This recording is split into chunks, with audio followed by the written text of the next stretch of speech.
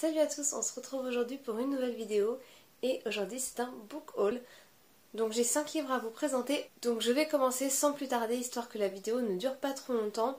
Donc je vais prendre dans l'ordre qu'ils viennent. Donc on commence par un livre en VO, donc il s'agit de Harry Potter and the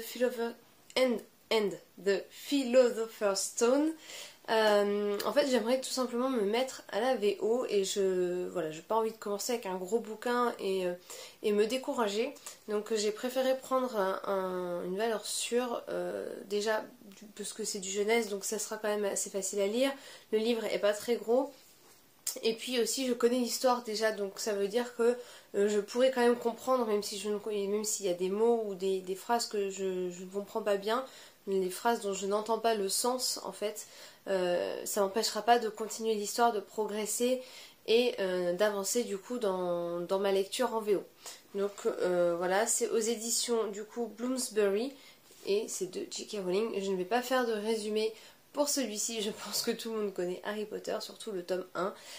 Donc voilà pour celui-ci et il est vraiment super joli. En fait j'aime beaucoup les couvertures VO des Harry Potter.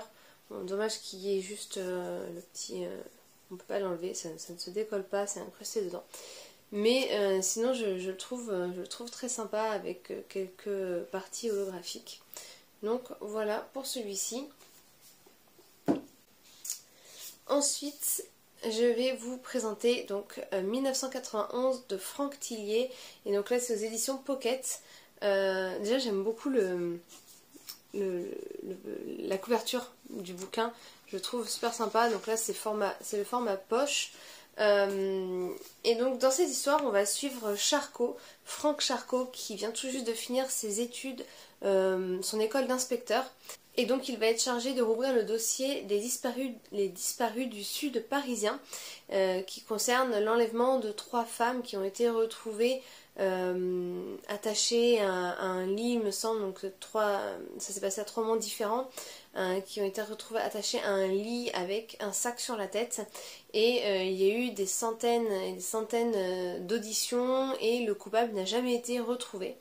Jusqu'au jour où donc il y a une personne qui va venir toquer à la porte donc du 36 quai des Orfèvres, donc c'est là où travaille Charcot, et va venir avec une photo. Cette personne est paniquée et en fait sur cette photo donc il me semble qu'il y a une femme qui est allongée et derrière il y a une adresse et donc ça va réenclencher, donner une autre dimension à cette enquête.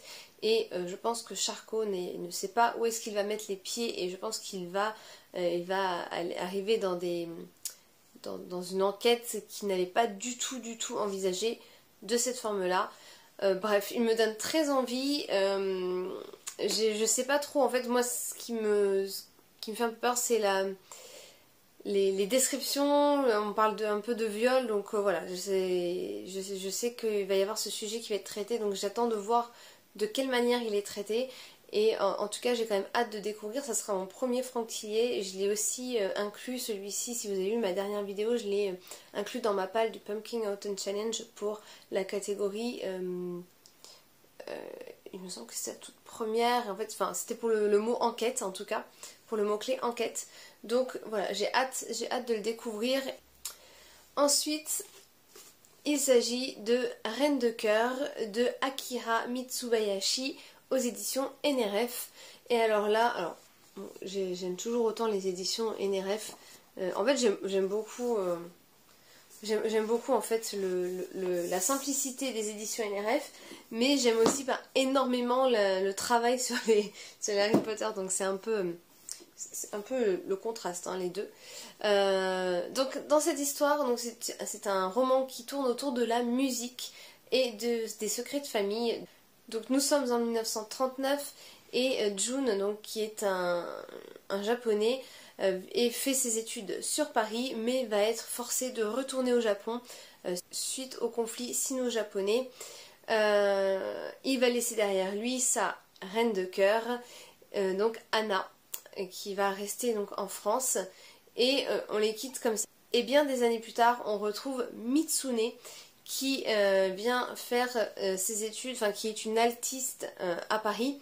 Et donc elle va par hasard tomber sur un journal qui lui semble être à peu près l'histoire de ses grands-parents qu'elle n'a jamais connus.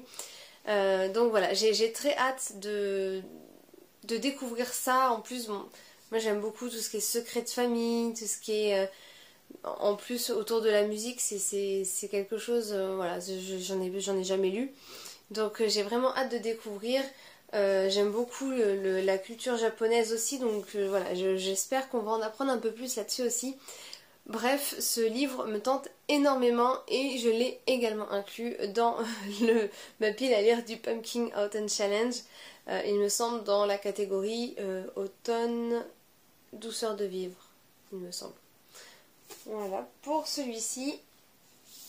Donc le suivant, on en a entendu et on en entend encore beaucoup parler. Il s'agit de Hadès et Perséphone, donc de Scarlett Sinclair, et celui-ci est aux éditions Hugo Roman. Donc je vais faire un résumé mais très rapide parce que je pense que on le voit sur toutes les chaînes. De toute façon, celui-ci, c'est une réécriture contemporaine donc du mythe de Hadès et Perséphone. Donc Perséphone est la déesse du printemps et elle s'est, on va dire, installée à New Athens. Donc elle se fait passer pour une mortelle et elle espère pouvoir vivre sa petite vie discrètement. Malheureusement pour elle, elle va faire la rencontre de Hadès et elle va être liée au dieu des morts par un contrat. Et donc le contrat qui va les lier stipule bien qu'elle doit créer la vie dans le monde souterrain ou bien perdre sa liberté à jamais. Donc j'ai vraiment hâte de voir ça. Forcément il va y avoir une romance autour de Hadès et Perséphone, je ne spoil rien, c'est dans le résumé. Voilà, elle se rend compte qu'au final son amour pour lui va grandir. Donc j'ai vraiment très hâte, j'adore la mythologie grecque. Je l'ai également mis dans ma pile à lire du Pumpkin Autumn Challenge. Et je pense qu'il fera partie d'ailleurs de mes premières lectures.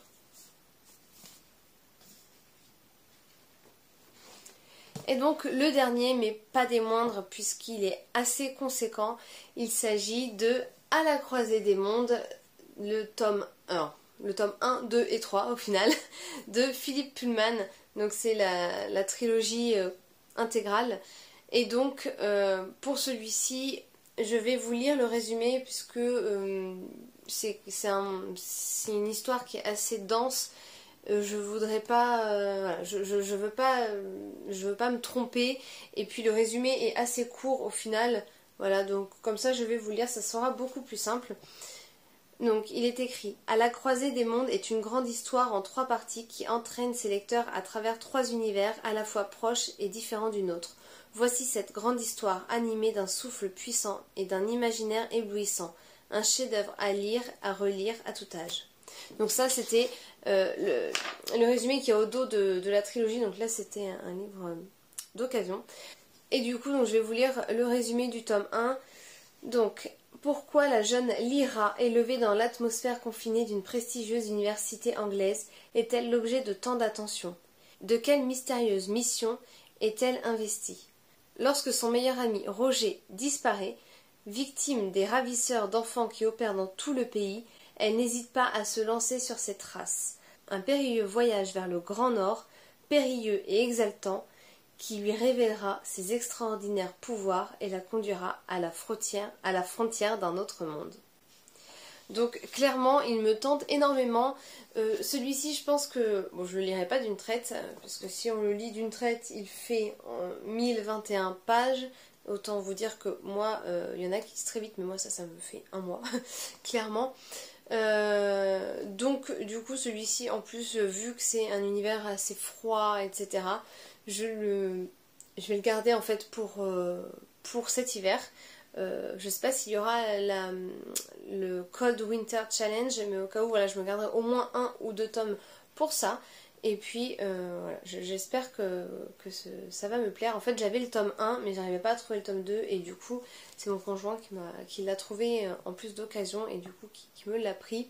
Donc je suis trop contente, maintenant moi j'ai la trilogie, si ça me plaît je peux les enchaîner. Donc voilà, j'ai hâte de découvrir et puis en plus apparemment il y a une série qui est sortie, il me semble sur Netflix, donc j'attends de le lire et après je pourrai enchaîner sur la série si ça me plaît.